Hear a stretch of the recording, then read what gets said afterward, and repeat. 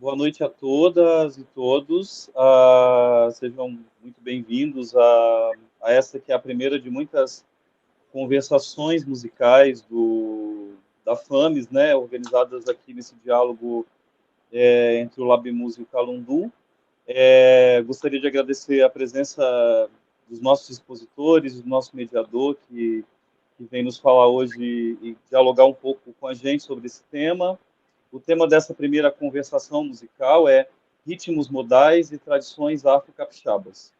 A cabula é uma religião afro-capixaba antiga, a primeira a ganhar nome próprio a partir dos heterônimos calundus coloniais e de culto aparentemente descontinuado no Brasil atual. Assim, a partir da bibliografia especializada e de informações coletadas com um dos religiosos iniciados na cabula, buscaremos um pouco nessa mesa, nessa roda de conversa, descrever alguns dos aspectos da sua musicalidade, culto e crença. Essa primeira conversação é um diálogo entre o Laboratório de Músicas e Socialidade e o grupo de pesquisa, o Laboratório Labmuso, da Faculdade de Música do Espírito Santo, e o grupo de pesquisa Calundu, da UNB.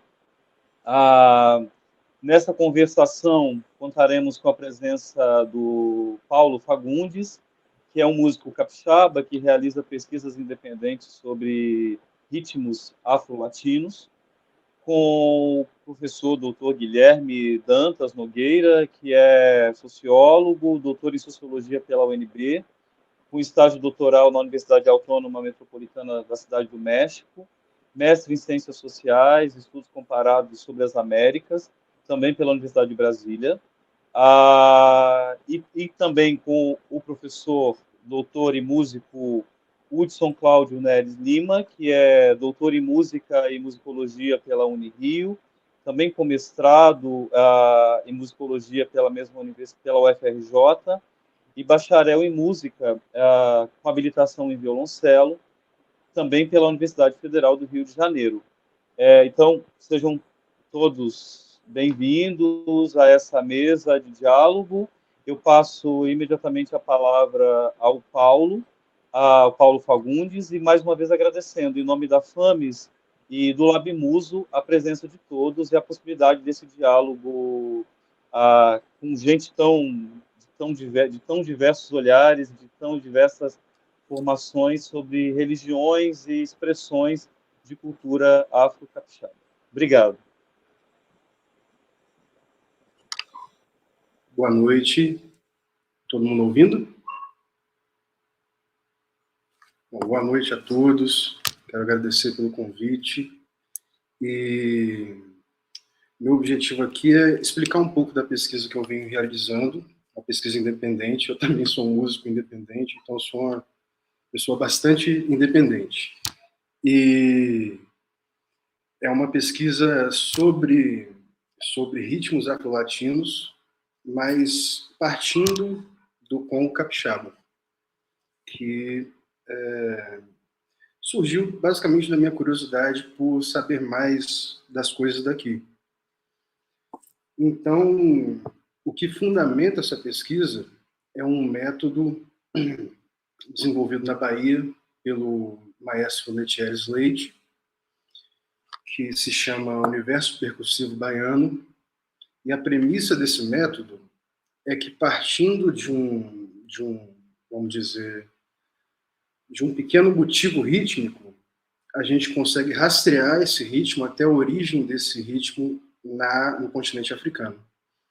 E a premissa é que toda música de origem, como é que eu posso dizer, toda a nossa música americana, do Alasca até a Argentina, ela tem uma influência direta desses ritmos.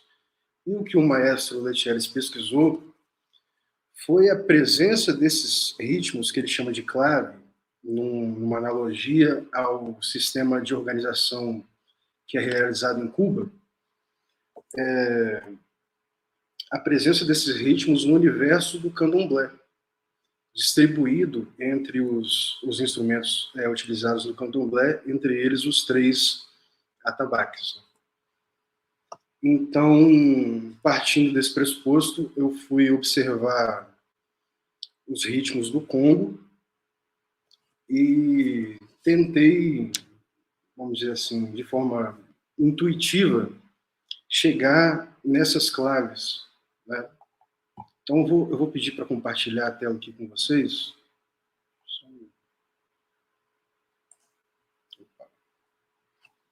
Então a gente tem aqui o Congo capixaba. Deixa eu escrever aqui. O começo vai ser meio devagar, mas depois a gente vai, vocês vão ver que as coisas vão se conectando. O Congo capixaba, ele tem origem no baile de congos, uma tradição que acontece no Brasil inteiro. Essa tradição é uma tradição de origem das regiões de Congo-Angola, da região de Congo-Angola. Em 1880, a gente tem o primeiro relato ou que ficou conhecido como o primeiro relato do Congo, que é através de um relato de um bispo chamado Dom Pedro Maria de Lacerda, que relaciona o Congo, a dança do Congo, com os indígenas, né? E essa origem é uma origem bastante, como é que eu posso dizer, confusa. A gente ainda não tem tanta certeza assim da origem do Congo. Tá aparecendo a tela aí?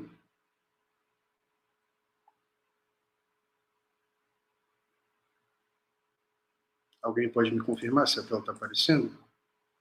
Obrigado.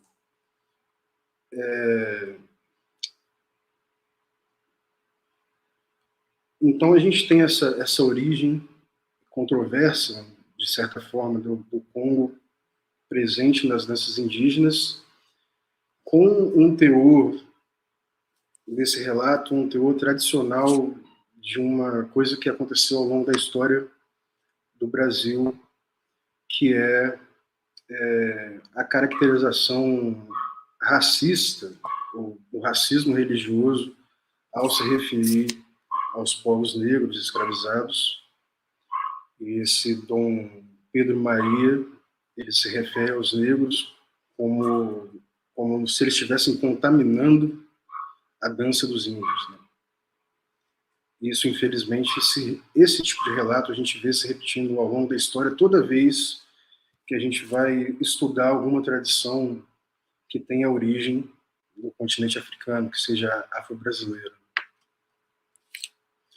Então, o professor Oswaldo Martins, um professor da UFES, ele escreve um artigo que descreve uma outra origem do Congo, um outro primeiro relato, digamos assim, que acontece em 1854. Um relato de uma dança, de uma cerimônia do Congo realizada na Vila São José do Queimado. E, nesse mesmo ano, a proibição de qualquer manifestação relacionada à dança ou cantoria, batuque dos escravizados.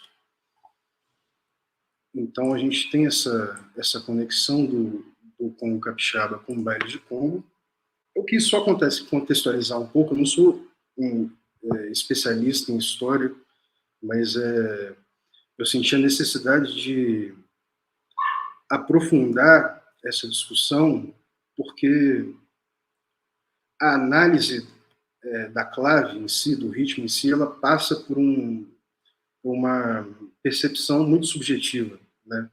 Depende muito da capacidade de quem está fazendo. Eu não queria confiar somente na minha capacidade para chegar a qualquer tipo de conclusão. Então, no Congo, a gente vai ter alguns elementos centrais. O primeiro é a presença dos tambores.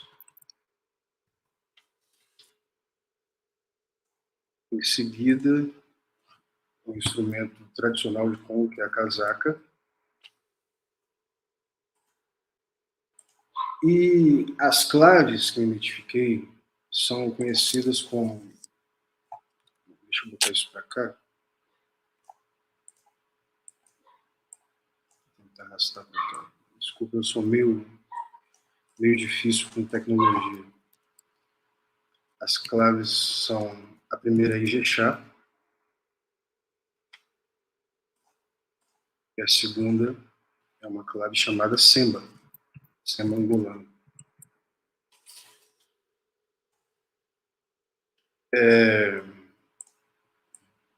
Como é que isso tudo se relaciona? A gente vai começar agora a fazer as conexões. O Semba angolano... Só um segundo. O Ijexá é um ritmo que está presente no candomblé. Então, vou criar aqui uma conexão do Ijexá com o candomblé. Isso. E o Semba angolano é um ritmo que, como é que eu posso dizer? Ele faz parte de um universo que é o universo do samba da Bahia,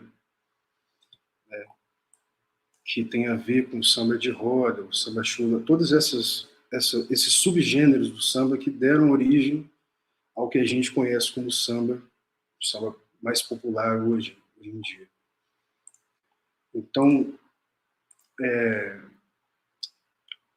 bom, e um dos ritmos que fazem parte desse universo junto com o samba de Angola é um ritmo chamado cabula.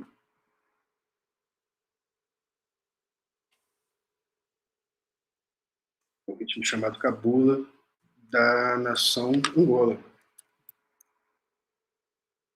Peraí.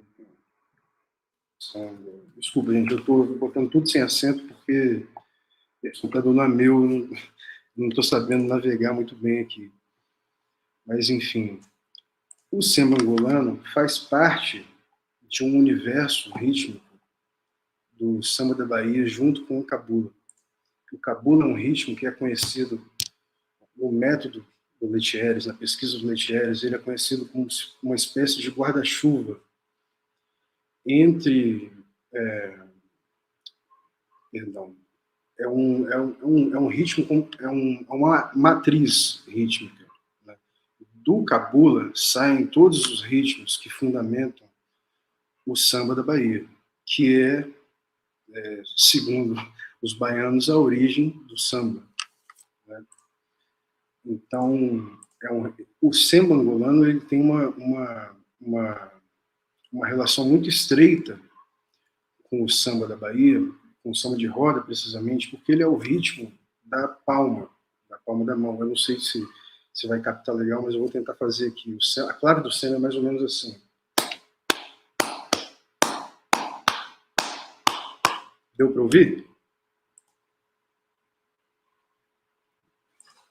Tá, vou aproximar um pouco mais.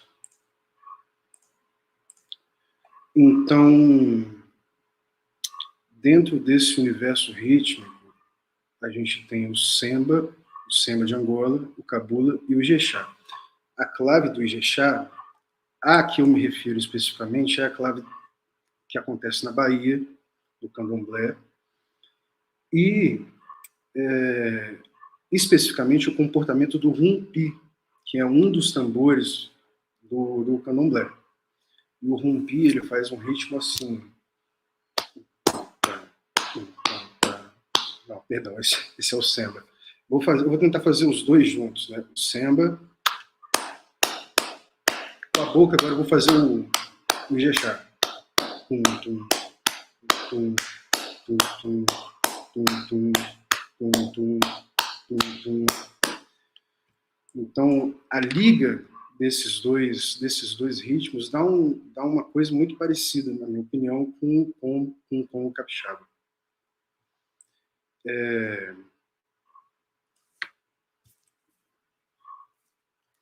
Agora, a cabula ela dá origem a uma série de ramificações do samba. Então, vou botar aqui samba de roda.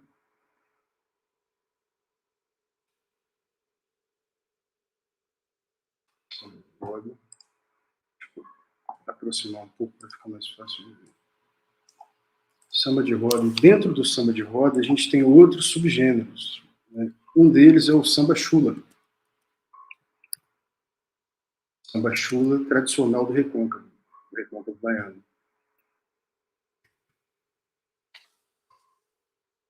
Todos esses subgêneros do samba da Bahia têm alguma influência do ritmo da cabula, tanto da cabula quanto do samba. Entram outras claves também, como por exemplo a do Ilu, mas para essa pesquisa a gente vai se restringir a esses dois.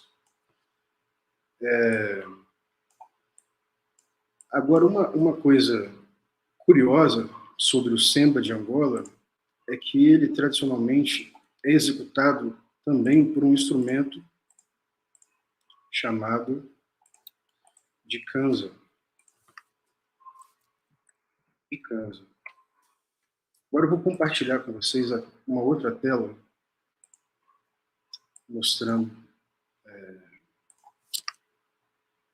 mostrando primeiro a casaca, esse instrumento de madeira, dentado, que se faz o som através da raspagem, né?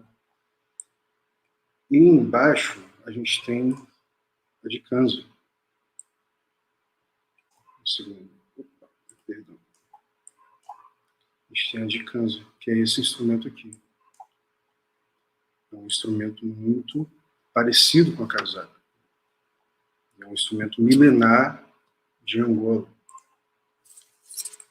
Então, vou deixar ele aqui no meio do caminho, porque no samba a gente também tem uma presença de outro instrumento que deriva desse instrumento, que é o reco-reco.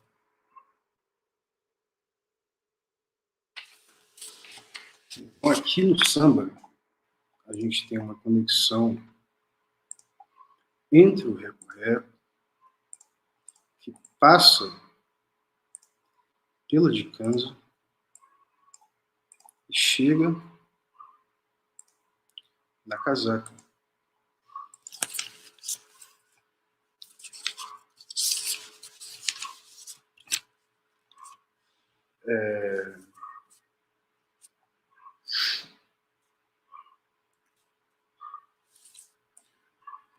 A palavra semba vem de um termo, o termo macemba, se não me engano, Kikongo, que significa uma umbigada. Macemba significa uma umbigada. E essa umbigada é um gesto que os povos da região de Angola faziam uma roda tradicional de semba, em que uma pessoa no centro dessa roda dava uma umbigada uma outra, e essa outra pessoa assumia o lugar dessa pessoa do centro. Isso acontecia também, a umbigada acontecia também no samba de roda da Bahia,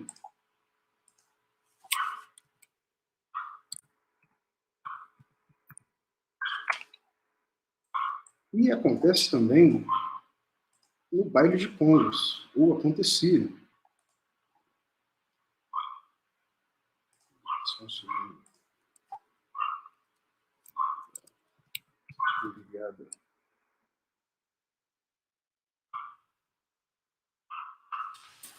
Então, o que eu quero dizer com tudo isso? É que vai se criando uma conexão estreita, vai se estreitando uma conexão entre o Congo capixaba e esse universo do samba da Bahia. Passa pelos instrumentos, passa pelas claves e chega até a dança, né?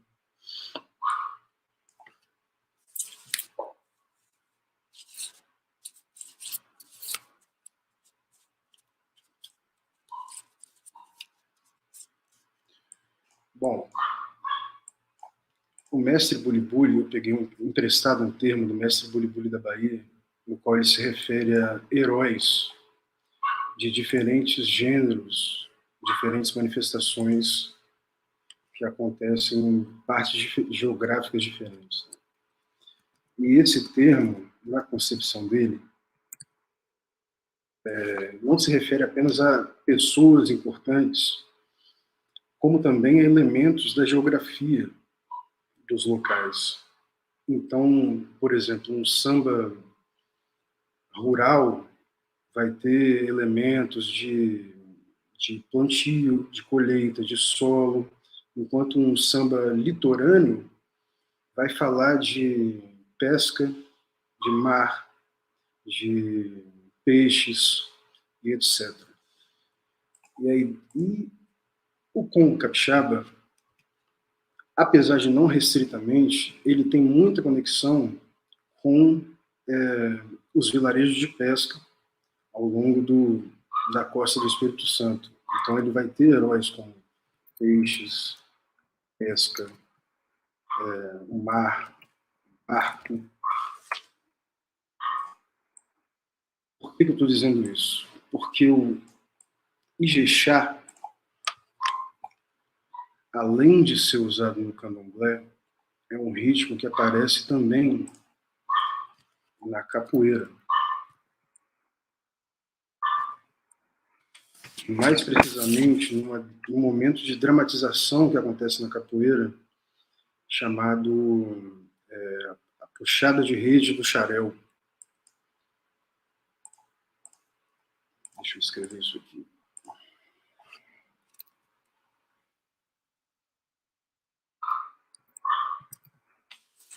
O que é o xarel? O xarel é um peixe que foi muito importante para a subsistência dos escravos recém-libertos. Era por meio desse peixe que eles se alimentavam, principalmente no Nordeste, e faziam comércio, sobreviviam. Coincidentemente, o xarel também dá nome a um gênero de samba, um subgênero de samba, dentro do samba chula, que é o samba xarel.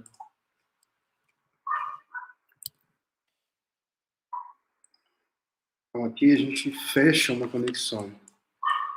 A gente tem o ritmo do Ijexá na capoeira, a puxada de rede do xarel e o samba xarel. Cadê? O samba xarel.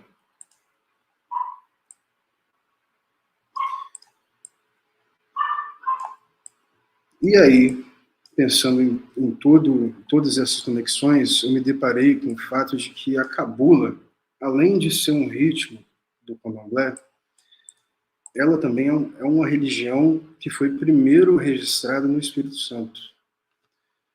E pensando em como funciona na arquitetura desse universo dos ritmos do candomblé com a música da Bahia, eu pensei que talvez pudesse haver uma conexão que conectasse a cabula ritmo com a cabula religião e manifestações diversas dentro do Espírito Santo, entre elas o Congo. E a cabula, eu não vou entrar em tanto detalhe sobre a cabula, porque o Guilherme vai falar em seguida sobre isso, e ele vai falar isso bem melhor que eu, mas ela é uma religião com, vamos dizer assim, ela tem aspectos de uma seita. Ela era descrita como uma seita, né?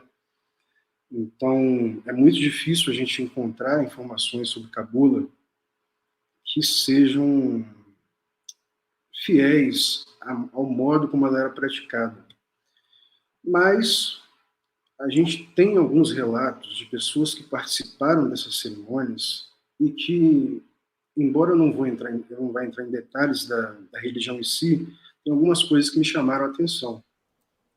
Por exemplo, Paulo, desculpa interromper, você faltam mais 3 minutos.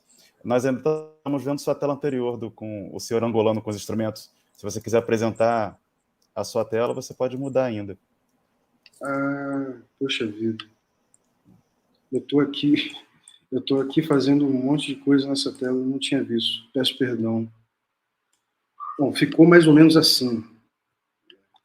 Vou dar um tempinho aqui.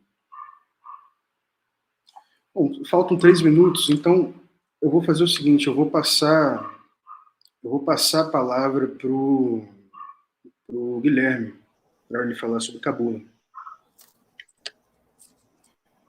Guilherme Nogueira, então podemos começar a sua fala. Excelente palestra do Paulo Fagundes. Eu já estou aqui cercado de perguntas para fazer para o Paulo, mas agora vamos ao Guilherme, então, mais 20 minutos. Com você a palavra, Guilherme. Boa noite a todas e todos. Boa noite ao Paulo. Paulo, eu também tenho muitas coisas que eu quero dialogar com você. E eu te agradeço por essa exposição tão didática e, enfim, com tantas relações que você começa a tentar delinear, que foi, na verdade, que nos trouxe até aqui, né? Então, eu fico bem feliz de, enfim, começar a minha fala acompanhando a sua.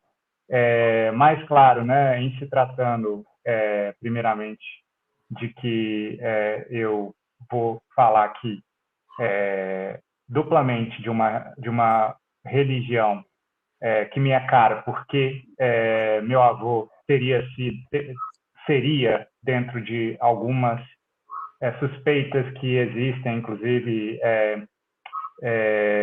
trazidas por um grupo de pesquisa da Universidade Federal do Espírito Santo sobre a cabula. Meu avô é a única pessoa que eles mapearam como o último cabuleiro vivo iniciado na tradição antiga.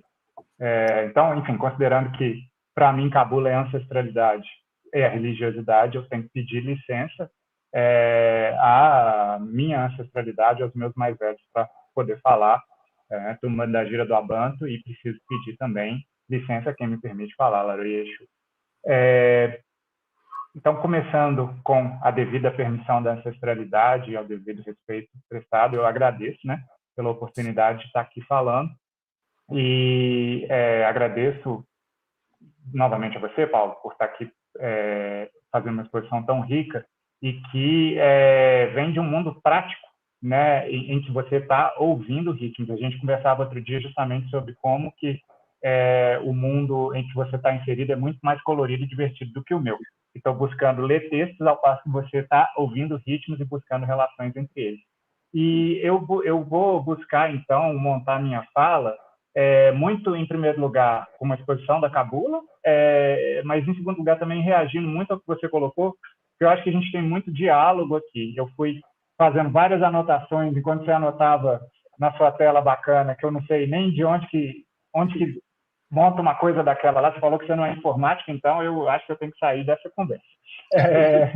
Enfim, quando você foi anotando nessa sua tela bacana, eu fui anotando no caderninho mesmo. Então, eu vou começar falando um pouco sobre a cabula e tentar relacionar isso com um pouco da sua fala. Enfim, então, novamente, né, para mim, falar da cabula é um prazer em particular, porque o meu avô foi iniciado na cabula na década de 1930, em que, segundo os relatos que a gente conhece, ela ainda era praticada em uma versão, por assim dizer, mais próxima da religiosidade afro-capixaba setecentista, oitocentista. A gente não tem muito relato escrito sobre a cabula, sobretudo porque todos os cabuleiros, ou cabulistas, como se queiram dizer, que já foram conhecidos, guardam segredo total sobre sua religiosidade. Inclusive meu avô. E aí tem teorias para isso, né? Uma teoria que existe no texto do Dom Neri, que foi um bispo que, enfim, escreveu um texto etnográfico sobre a cabula já no fim do século XIX, de que se as pessoas falassem sobre a cabula, elas eram mortas por envenenamento. Os iniciados falassem sobre a cabula, eram mortos por envenenamento. esse tipo de comentário, eu acho que eu estou mais trazendo porque eu acho que isso faz parte do que o Paulo também caracterizou como racismo religioso. Né? Meu avô está vivo, não foi envenenado, não fala até hoje sobre a cabula, e ele é o único que a gente conhece vivo. Então, a não ser que ele se envenene por falar sobre a cabula, ninguém vai envenená-lo por fazê-lo. E ainda assim ele guarda o segredo. Então, bom, existe um fundamento muito anterior quando a gente trata de religiosidade, que é respeitado pelos religiosos. E é por isso que a gente pede licença para falar. Né? E, então, muito em função disso, meu pai biológico, Tata Kisandi, da Cabana Senhora da Glória, que é um terreiro de Belo Horizonte, junto comigo, também sou da Cabana Senhora da Glória, nós então resolvemos tentar buscar um pouco, conhecer o que é a cabula capixaba, né, numa busca que por um lado, tanto pelas nossas raízes ancestrais, por outro lado, também por raízes ancestrais do candomblé Angola e da Umbanda, que são praticados no nosso terreiro até hoje. E, enfim, sempre em diálogo com os calundus do passado, que se dialogam também com os calundus do presente, por aí vai. A gente, então, fez isso, começou a buscar, né, vários elementos em diálogos com meu avô, de novo, uma pessoa que não fala muito sobre isso, e justamente porque ele não fala também, a gente começou a fazer uma pesquisa bibliográfica, em que a gente, provavelmente até aquele momento, leu tudo que havia sido publicado sobre a cabula, e escreveu um artigo, né, que chama Seu Canjira Deixa a Gira Girar. Vou falar um pouco sobre isso. Então, o que a gente notou, o que a gente conseguiu alcançar é que a cabula teria sido, então, uma religião afro-brasileira de origem capixaba. Quando eu falo de origem capixaba, eu quero aqui enfatizar que eu estou me referindo, então, ao momento em que um processo afro-religioso existente numa determinada região brasileira ganha nome. Então, passa a ser chamado, aquilo que era feito ali como religião afro-brasileira, passa a ser chamado de cabula. Então, isso ocorre no Espírito Santo a partir dos anteriores calundus coloniais. E, a partir de então, aquele grupo de manifestações religiosas, de práticas religiosas, passa a ser denominado cabula. Isso indica uma coerência interna, uma forma específica, fundamentos particulares, por aí vai, e, obviamente, um diálogo com o contexto capixaba ou afro-capixaba daquele momento. O que implica que a gente está falando também de diálogos afro-ameríndios, que a gente também está falando da forma muito particular como o período, como o tráfico negreiro e o período escravocrata foi organizado, né, ou se deu no Espírito Santo. Então, a cabula surge disso aí, dessas relações, tanto com uma religiosidade que chega ao Brasil junto com a escravidão, também com religiosidades ameríndias já presentes no território, também com um diálogo com a Igreja Católica, como a gente sabe ser o caso de todas as religiões afro-brasileiras. Sempre, em algum nível, tem um diálogo com o catolicismo colonial português, sempre, em algum nível, tem um diálogo com tradições ameríndias, religiosidades afro-ameríndias. Isso simplesmente porque a gente, né, mapeia em dois sentidos. Primeiro, religiões afro-orientadas implicam no culto à natureza. E essa natureza que está presente nesse país, ela não era conhecida pelos africanos que chegaram, que aportaram aqui forçadamente para fins de trabalho escravo. Ela era conhecida pelos povos originários daqui. Então, foi com esses povos que esses africanos aprenderam o segredo da terra do Brasil. Não era possível a reprodução de uma prática religiosa no Brasil que não passasse pelo conhecimento da natureza brasileira. Ademais, a gente sabe que houve, embora às vezes até os livros de história da escola queiram esconder, né, mas houve diálogo afro-ameríndio constante, africanos dividiram o cativeiro com indígenas, e houve essas trocas sempre. Estou enfatizando esses aspectos para poder falar das relações. Então, de novo, a cabula nasce no Espírito Santo a partir de um conjunto de relações que possibilitou naquela região o surgimento de uma religiosidade muito específica. Essa religiosidade tem particularidades. A gente sabe, por exemplo, que a cabula, até onde, ou melhor, a gente sabe não, até onde se sabe, a cabula era praticada em total segredo e dentro da mata. As pessoas se reuniriam em uma casa de alguém dentro da cidade, e a partir dessa casa se dirigiriam para um local dentro de uma mata onde praticariam a cabula. Essa prática religiosa, ela contava com, dentro do que se sabe, um culto a antepassados, que hoje mais comumente são identificados como pretos velhos e caboclos. Então, antepassados que representam africanos escravizados no Brasil e antepassados que representam indígenas brasileiros. E ela também teria um culto a divindades chamadas baculos. Esse termo para divindade no Brasil, ele já caiu em desuso, mas a gente pode aproximar um pouco do que seria mais conhecido no presente, provavelmente os baculos são mais próximos do que é chamado no candomblé Angola de inquice. Tá? Então, são as divindades do candomblé Angola, inquices, orixás, para o candomblé queto, voduns, para o candomblé jeje ou para as tradições jeje, baculos, para a cabula capixaba. A gente não deve nunca achar que essas divindades são as mesmas, porque elas são expressões de culturas dinâmicas, né, e diferentes. Mas são divindades que representam forças da natureza. Então, os baculos se aproximam, né, dessas outras divindades que eu me referi, porque são expressões também de forças da natureza, tal como em Inquice, Zazi, quarta-feira, dia de Zazi, né? Lemambuco, meu pai, Zazi, tal como em Inquice, Zazi a divindade do raio, também o orixá Xangô é uma divindade do raio, e provavelmente haveria o baculo, que seria a divindade do raio. Talvez até com o nome Zazi mesmo, que a gente já não sabe. Mas o ponto que eu estou querendo enfatizar aqui, então, é a presença desses elementos, que se repetem em outras religiosidades afro-brasileiras, né? Culto antepassado, culto à divindade. Também haveria uma ênfase no culto, uma ênfase da utilização da água nessas formas religiosas.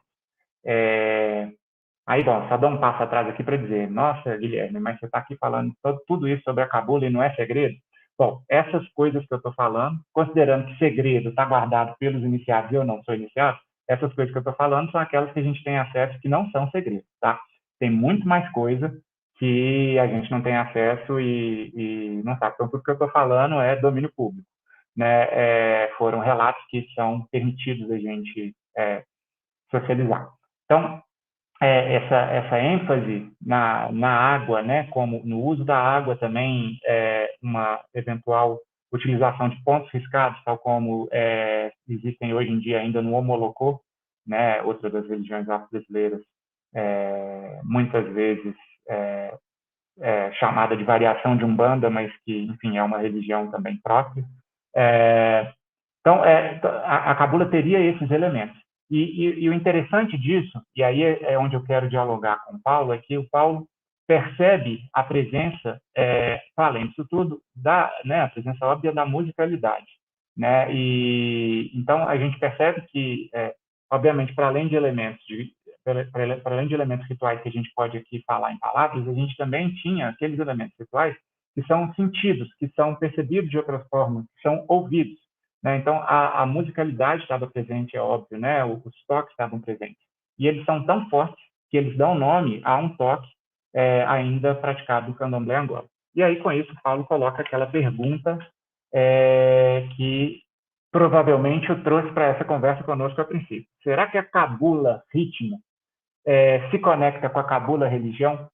Então, assim, Paulo, te ouvindo falar, eu acho que essa conexão a gente vai ter que responder duplamente sim e não. Por que sim e não? Sim, porque como você já notou, a gente não pode negar as relações que existem entre todas essas práticas afro-orientadas no Brasil, e aí eu estou usando a palavra prática como eu sou mineiro, vou até mudar, vou para trem. Tudo que é trem afro-orientado no Brasil, trem é qualquer coisa, né? Então, qualquer coisa afro-orientada no Brasil tem relação com qualquer coisa afro-orientada no Brasil. Tudo tem relação, né? E todo trem tem relação com outro trem. E com isso, a gente não pode negar que sim, a cabula capixaba tem relação com outras religiões afro-brasileiras que surgem em outros locais do Brasil e também com os ritmos praticados, utilizados, tanto na própria cabula, obviamente, quanto em outras religiões afro-brasileiras. Não, porque a gente não pode negar que também a cabula afro-capixaba, né, essa religião capixaba, tem um sabor próprio. Quando ela surge, ela tem ela é uma expressão de si mesma. Então, ela tem uma sociabilidade própria, ela tem uma capixabicidade própria, por assim falar. Vamos inventar essa palavra. Já que tem mineiridade, tem capixabicidade também. Então, ela é capixaba por ela mesma. E nesse sentido, a gente deve também buscar perceber que tem também essa separação. Mas isso é só didático, tá? Porque, na verdade, eu acho que o que você mostra com aquele seu quadro bonito, cheio de relações, Paulo, é que existe uma coisa muito, muito mais interessante por trás disso tudo, que é algo que ainda é muito pouco puxando a brasa para a academia, né? Que é algo que ainda é muito pouco ainda é mal trabalhado, por assim dizer, por nós na academia, que é uma linguagem ritual. Eu estou colocando isso dessa forma, e eu não sou linguista, então eu até preciso de apoio de linguistas para que eu possa desenvolver isso. Como não sou especialista, eu não vou desenvolver tanto, mas a gente observa, né? E aí a gente vem dialogando junto ao grupo Calundu, né? Que o Edmilson se referiu na abertura do nosso evento, que é um grupo de estudos sobre religiões afro-brasileiras. A gente vem dialogando sobre a existência dessa linguagem ritual. O Ocidente é muito afã daquilo que se vê, daquilo que se fala, daquilo que se escuta, e fica preso nesse sentido. Mas a gente sabe que a comunicação se dá de diversas formas e que ela é interpretada não só a partir desses sentidos muito concretos, mas também de outras formas. Então, a linguagem ritual é aquilo que está por trás. E com isso, eu chamo a atenção, por exemplo, para um outro elemento que existe na cabula capixaba e que se repete no candomblé baiano, mas que a gente não precisa buscar anterioridade entre um e outro, que é o jogo de búzios. O jogo de búzios ele é, obviamente, muito comum no candomblé baiano, muito utilizado, é importante, é central ao candomblé baiano, mas o jogo de búzios também tinha na cabula. Meu avô, a mão de búzios dele, quem lhe deu foi o padrinho dele da cabula, quando ele ainda praticava cabula no Espírito Santo em 1948, né? Então foi quando ele recebeu a mão de búzios dele. E aí tem uma anedota interessante sobre isso, foi justamente quando meu avô, anos depois, se inicia no candomblé Angola. A mãe de santo dele, que era baiana, não acreditava que ele era capaz de jogar búzios, simplesmente porque ela nunca tinha visto ninguém que não fosse do candomblé que jogasse búzios. E aí eles passam a jogar búzios um na frente do outro. E ela chega à conclusão que o jogo de búzios dela dava exatamente os mesmos resultados que o jogo de búzios dele. Ele, naquele momento, quando ela o conhece, ainda não iniciado no candomblé, e jogava búzios e conseguia os mesmos resultados que ela, uma mãe de santo importante, de uma casa matriz soteropolitana. E aí, a partir disso, uma vez iniciado, ela, quando jogava e queria se afastar um pouco do jogo dela própria, pedia a ele que jogasse para ela. E os dois criam uma relação a partir disso. Bom, jogo de búzios oriundo, então, da cabula e um jogo de búzios oriundo do candomblé. Os dois existem em diferentes tradições religiosas e em diferentes regiões geográficas, né? Essas relações são inegáveis, né? A existência do jogo de búzios nas duas religiões é inegável. E a relação que existe, né, entre ser jogo de búzios em uma e na outra também é inegável. Então, a gente, de novo, não precisa buscar anterioridade entre os jogos de búzios, ou entre os toques de atabaque, ou entre as formas religiosas, ou entre a crença das pessoas, para a gente perceber que nisso tudo existe uma linguagem comum. E eu acho que é isso aí que está a beleza da coisa. Por isso sim, a sua pergunta se cabula, religião se relaciona com ritmo, porque existe uma linguagem comum afro-brasileira que vem sendo desenvolvida no nosso território desde a tragédia, do início da tragédia do tráfico negreiro. Essa linguagem vem sendo por aqui desenvolvida a partir de influências locais, né, com também, obviamente, um aporte africano de origem inegável, é óbvio, né? Nós estamos falando de afro, linguagem afro. Então, a partir de um aporte africano de origem, a gente vem desenvolvendo ao longo de, enfim, 350 anos de escravidão oficial, outros 150 anos de dominação das elites brancas sobre as pessoas negras, com que, enfim, como o caso real mostra que ainda sobrevivem a outras formas de escravidão moderna. Enfim, o caso das vinícolas está aí para não deixar a gente mentir, né? Mas não precisava nem desse caso das vinícolas, né? Enfim, toda a tragédia do racismo brasileiro e todo o sofrimento do povo negro nesse país já é testemunha disso tudo. Mas, mesmo com tudo isso, a gente observa que essa linguagem vai se reproduzindo e ela vai criando, tecendo relações que existem, de novo, sem buscar muita anterioridade, não só entre práticas culturais, aí o Paulo mostra como que o samba angolano vai ter relação com ritmos do samba brasileiro, que se relacionam com música baiana, e aí, Paulo, eu queria provocar um pouquinho para saber onde que o Rio de Janeiro entra nessa jogada, né? Enfim, eu gostei da ideia do samba como uma origem baiana, mas também a gente não pode negar a origem carioca do samba e a reverência carioca, o tempero carioca que o samba tem, né? E desse povo negro carioca também, que a gente fala muito em Salvador, né? No povo negro de Salvador, esquece às vezes do povo negro carioca, que é numerosíssimo. E que produz cultura e que tem, enfim, tem uma potência própria e uma reprodução de cultura própria que não depende da Bahia para nada, para que possa produzir sua própria cultura afro-carioca, né? Mas uma coisa também não precisa depender da outra, porque como a gente está tentando conversar aqui, todas essas coisas estão relacionadas, né? E eu acho que essa é um pouco da beleza. Eu acho que o Hudson entrou aqui já para me dizer que meu tempo está acabando.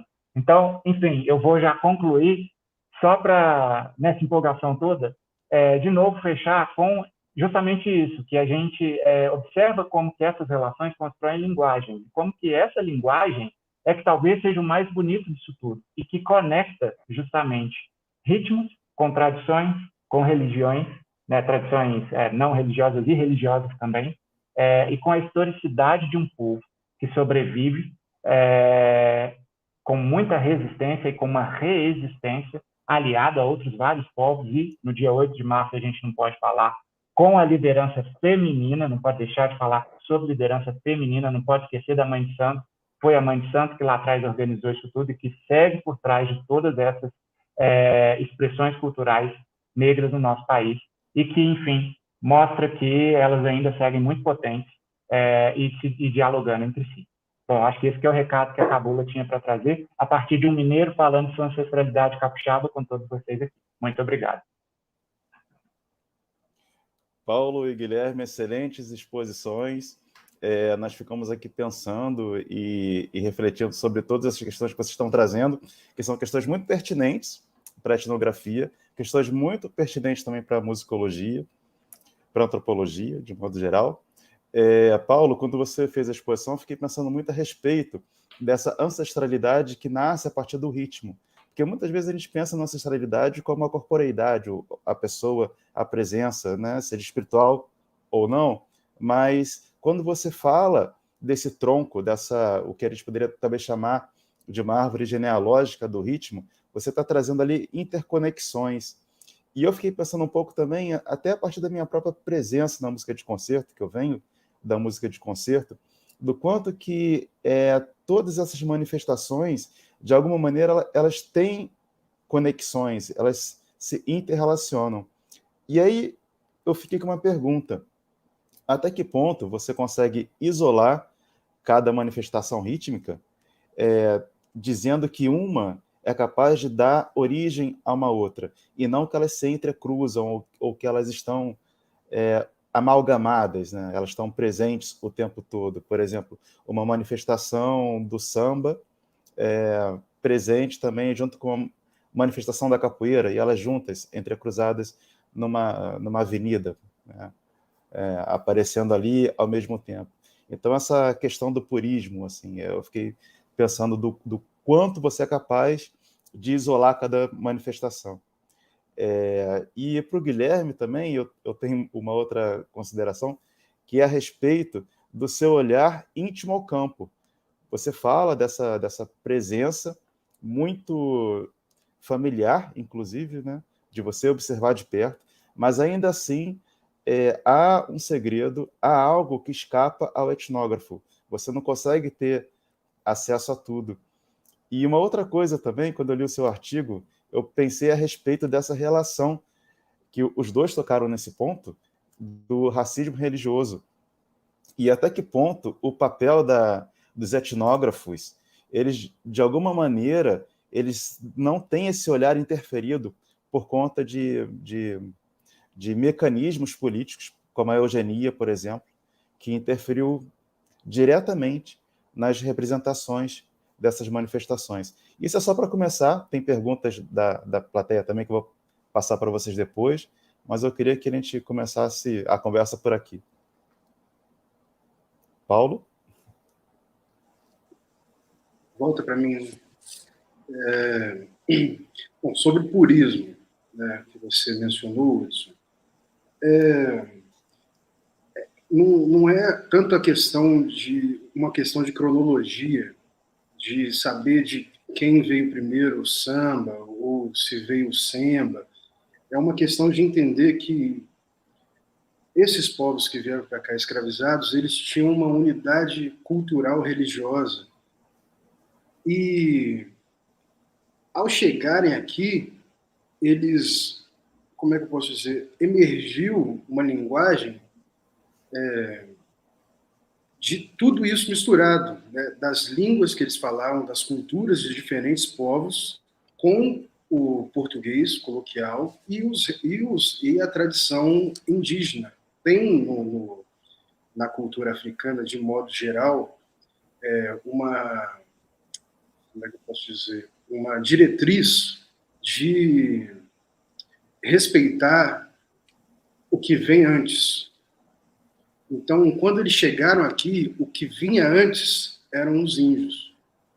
E a partir daí se cria essa conexão entre afro-ameríndia, como o Guilherme disse. Passo para o Guilherme. Bom, Hudson, obrigado por essas perguntas. Olha, eu adoro responder esse tipo de pergunta, tá? Porque me toca profundamente. Então, começando com a primeira, sobre a questão do olhar íntimo e, ao mesmo tempo, com desconhecimento sobre aquilo que eu estou falando. É curioso porque, enfim, a gente, nas ciências sociais, viveu um paradigma de produção de conhecimento durante um século ou mais, que era o da necessidade do distanciamento do pesquisador.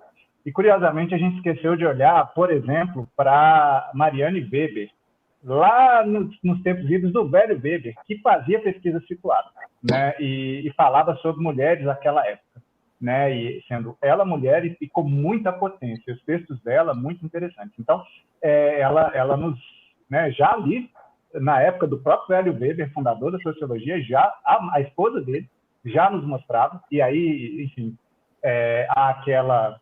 fica sempre aquela dúvida de quem que de fato era o mais brilhante dos dois, né, considerando o machismo recorrente da academia também, mas enfim, ela já nos mostrava que a pesquisa engajada, que o olhar situado, são interessantes porque eles nos mostram outras coisas, e isso se aproxima um pouco desse meu olhar íntimo, mas ao mesmo tempo, Hudson, eu gostei da sua provocação, porque esse olhar íntimo não é suficiente, ser neto do homem não é suficiente para eu saber nada que o homem tem a falar sobre a cabula na qual ele se iniciou. Então, eu acho que esse trabalho ele é interessante porque ele sai um pouco daquilo que se fala e entra um pouco aquilo que a gente tem acesso para observar, né? Que é a forma como a gente deveria, na verdade, enquanto etnógrafos, enquanto pesquisadores, que é a forma como a gente deveria se aproximar do que, enfim, talvez seja mal caracterizado academicamente por tradições populares. Né? É tipo conversar com a mãe de santo. A gente não vai na mãe de santo e pergunta: mãe de santo, o que a senhora acha disso ou daquilo? Ela vai olhar para sua cara, vai responder qualquer coisa. Né? Mas, se a gente observar como que ela age, como ela se move, se a gente ouvir aquilo que ela fala, sem a gente fazer perguntas diretas, talvez a gente vá aprender alguma coisa. Né? Então, eu acho que isso tem que estar por trás desse olhar situado também, né? E essa pesquisa íntima passa por isso. É claro que segredos a gente não vai aprender nunca, mas a gente pode aprender alguma coisa que não seja segredo e que a gente possa aprender a fazer pesquisa com esse outro tipo de sensibilidade que está, obviamente, por trás da etnografia, né? Eu não sou o primeiro que está falando isso, nem inventei essa roda, né? Eu acho que isso falta, para já conectar com a pergunta sobre racismo religioso, isso falta, obviamente, aos etnógrafos do passado. Na verdade, a gente observa que tem muitos, como um que eu adoro, fazer graça com a cara dele, que é o Padre Etienne Brasil. O primeiro texto publicado sobre religião afro-brasileira foi um artigo científico do Padre Etienne Brasil. E aí, ele fez essa pesquisa em Salvador, e ele estava documentando o candomblé, ele era lombrosiano, e acreditava, então, que o candomblé ia desaparecer, que as tradições negras iam desaparecer, porque, na linguagem dele, povos atrasados não têm capacidade de sustentar sua cultura por muito tempo, que elas vão ser encompassadas por culturas superiores, na visão de Padre Etienne Brasil, que seria a branca. E aí, você vê que ele está tão errado, porque o candomblé está aí até hoje, a gente está aqui falando de cabula até hoje, né? Enfim, então, mas para não ficar discutindo aqui, em tanto que ele errou, o interessante das observações dele é que ele tentava, então, chegar nos religiosos, nos terreiros, e tentar entender por que as pessoas faziam as coisas. Né? E aí, por exemplo, por que você faz esse fundamento, sei lá, qualquer um, de julgar a água, despachar o Exu antes da festa? E aí, o religioso olhava para a cara dele e dizia: Deus é que sabe. E essa era a resposta padrão para tudo. Então, ele documenta muita coisa dizendo que aqueles religiosos ali presentes eram ignorantes. Esse é o relato etnográfico. Aqueles religiosos eram ignorantes, eles não sabiam nem sobre a religião deles, não sabem nada, para eles tudo é Deus é que sabe. Bom, ele não percebeu que o ignorante era ele que estava sendo enganado pelas pessoas que não queriam contar para ele sobre a religião. Então, esse é um problema que a gente tem com a etnografia de gente racista, porque essas pessoas partem do princípio de sua própria superioridade quando se aproximam do campo. E elas são tão erradas que elas escrevem todo tipo de bobagem achando que elas são sabedoras do assunto. Né? Isso acontece com Raimundo Nina Rodrigues, com o Padre Etienne Brasil, com seguidores todos de Nina Rodrigues, infelizmente com alguns seguidores de Nina Rodrigues que a gente gosta de ler os textos deles, né? Por exemplo, com a Ruth Landes também, nos textos da Ruth Landes há alguns momentos que ela escreve coisas que não foi isso não. A Ladere, por exemplo, ao purismo Nagô, e por aí vai. Né? Então, a gente tem que ter um trabalho meio que de formiguinha quando a gente lê esses relatos. Né? Eu acho que, no meu caso, ler os relatos antigos, eu tive uma possibilidade um privilégio ao ler esses relatos antigos, que foi o de poder dialogar com um cabuleiro vivo, né? E que, de novo, não ia me contar as coisas, mas na convivência eu sei que determinadas coisas que são ali ditas não são. Por exemplo, essa coisa do envenenamento, pois meu avô não fala nada até hoje, é o único vivo e não vai se envenenar, então isso é bobagem.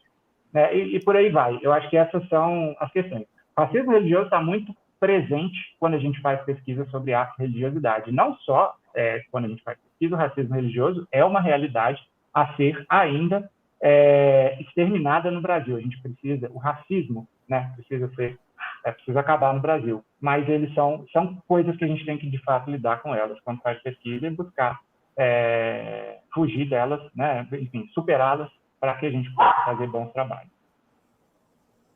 Ótimo, Paulo. Ótimo, Guilherme.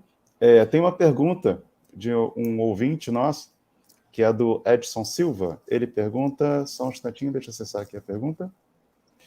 Nessas expressões socioculturais e musicais afro, ocorreram relações e influências indígenas no Espírito Santo? Edson Silva. Eu acho que a pergunta é direcionada aos dois, se eu não me engano. Quer começar, Guilherme? Bom, eu posso começar. Professor Edson, certamente, tá? Certamente houve relações e influências, houve diálogo afro-indígena no Espírito Santo, tá? Por que eu falo isso certamente? Porque, embora a gente não tenha necessariamente um relato que comprove essa afirmação, digamos assim, factualmente ou uma certeza documental sobre isso, eu desconheço, tá? Talvez até exista, mas eu desconheço. Ao mesmo tempo, a gente sabe que, de novo, né, africanos dividiram cativeiro com indígenas no Brasil.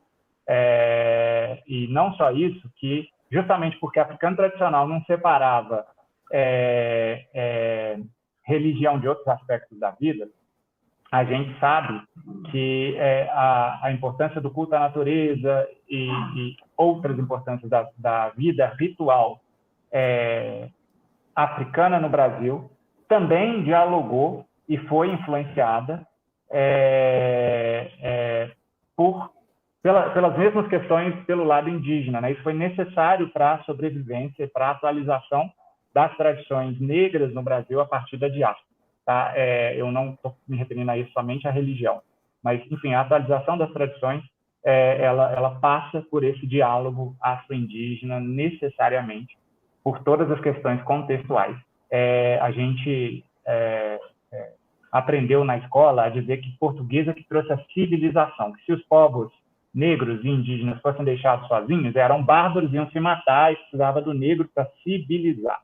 Mas a gente sabe que isso é tudo uma interpretação racista e que, na verdade, houve muito diálogo desses povos, e se houve rivalidades, houve também solidariedade, né? Então, com base nessas observações, solidariedade, de cativeiro conjunto, etc., a gente pode afirmar que, sim, houve um diálogo afro-indígena no Espírito Santo. Eu só acrescentaria que houve, a resposta bem clara, o problema é que os índios foram exterminados.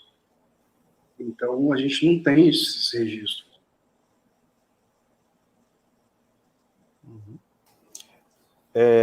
Se dependesse da disponibilidade de tempo, a gente ficaria aqui a noite inteira conversando, que são sempre questões que vão gerando outras questões, né, sempre. Mas eu queria já fazer os encaminhamentos para o final, mas ainda com mais uma pergunta a vocês, que é algo que eu acho que é muito pertinente ainda para todos nós. O Paulo se assume enquanto pesquisador independente, né? O Guilherme está dentro da academia.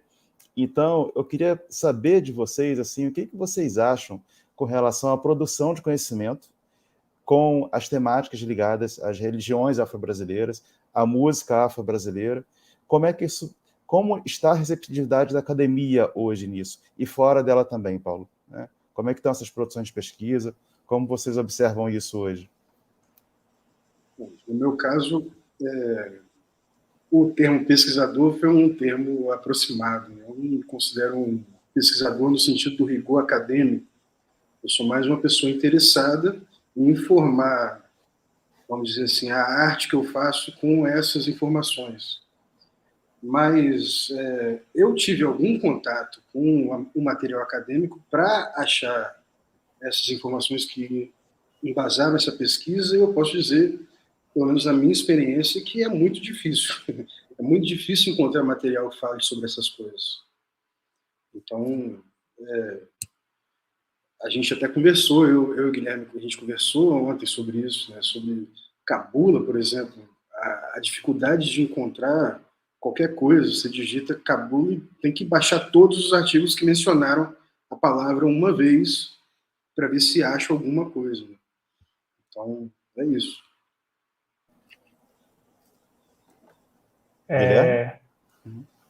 Bom, de minha parte, eu sempre tive muita dificuldade, tá? A a academia precisa fazer uma autocrítica sobre aquilo que é trazido ao seu centro. E, obviamente, que isso passa por questões de ações afirmativas também. A importância, dentre outros, de uma política de cotas raciais é justamente a gente não só dar oportunidade para pessoas negras, mas também dar oportunidade para aquilo que é de interesse dessas pessoas, né? Porque senão a gente fica numa academia só branca. E se ela é uma academia só branca, a gente vai ter interesse em pesquisar o catolicismo até o limite, mas nada de religiões afro, ou sim, a partir de um olhar sempre racista, que foi a forma como sempre foi feito. Então, isso dito, eu vou aproveitar essa sua pergunta, Hudson, para fazer duas conexões aqui que são importantes para essa nossa conversa de hoje.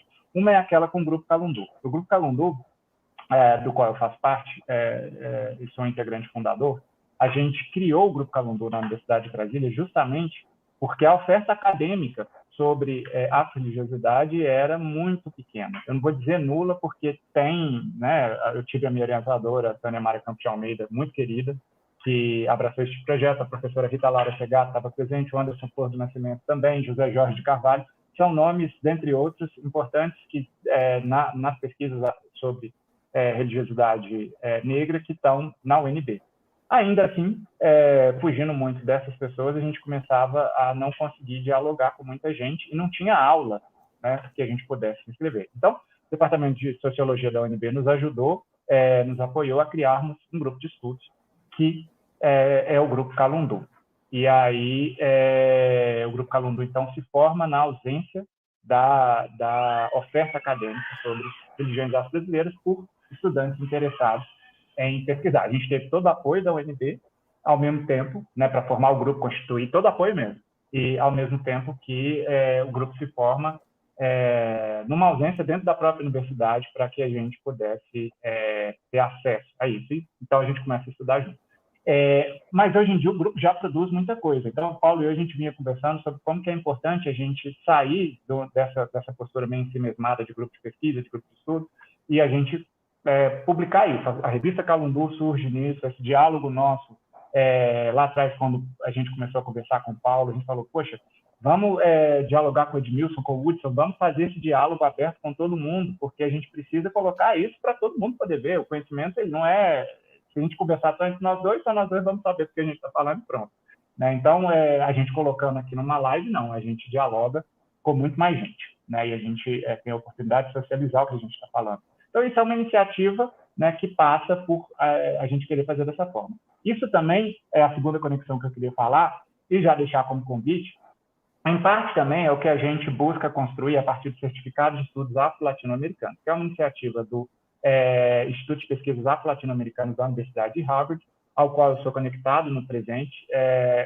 Eu sou coordenador do curso, né, que é o Certificado de Estudos Afro-Latino-Americanos. É um curso online, que tem uma oferta anual, que durante um semestre, né, durante 6 meses, uma oferta anual. Então, a gente vai ter uma nova turma começando em setembro desse ano, e que, enfim, tem todas as suas aulas disponíveis gratuitamente no YouTube para quem quer o certificado.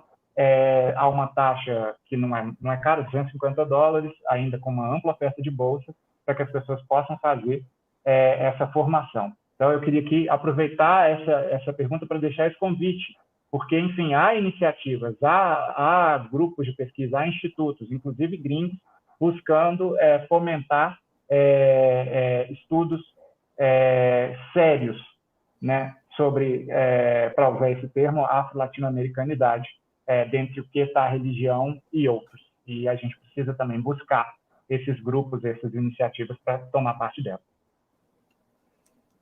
Ótimo, Guilherme. Infelizmente não temos mais tempo. Eu vou concluir, antes de passar a palavra para o Edmilson, assim, agradecendo primeiramente a FAMES, a participação de vocês, que foi extremamente enriquecedora para o debate.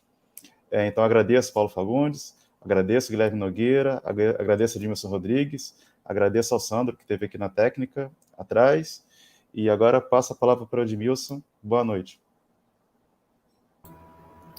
Bom, eu também vou ser bastante rápido, mas para agradecer mais uma vez, né, a vocês três pela pelo aceite, né, e pela possibilidade desse diálogo tão amplo que percorre dentro de uma live Vitória, Rio, Brasília e que certamente vai chegar a outros lugares aí pelo Brasil e fora dele, dizer que essa é a primeira de muitas, esperamos, conversações musicais com temas abertos, que a FAMES, via Lab Luso, vai organizar ao longo dos próximos semestres, e dizer que estou muito feliz de poder ter escutado vocês nessa noite, e certamente a nossa audiência e as pessoas que vão acessar esse vídeo pelo nosso site terão muito mais perguntas e questões, e mais provocações, né, de todas essas possibilidades de por práticas musicais em diálogo com sociedade, diálogo com cultura,